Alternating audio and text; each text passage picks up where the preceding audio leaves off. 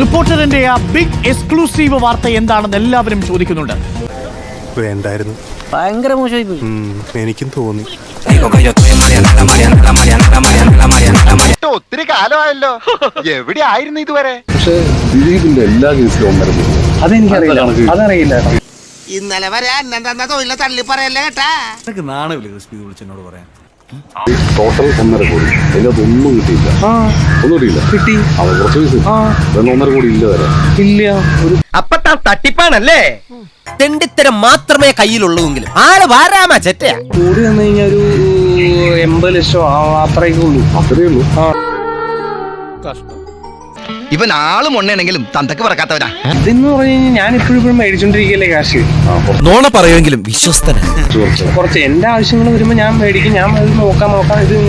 പിന്നീടാണ് അതിന്റെ ഒരു ചതി എനിക്ക് മനസ്സിലായത്.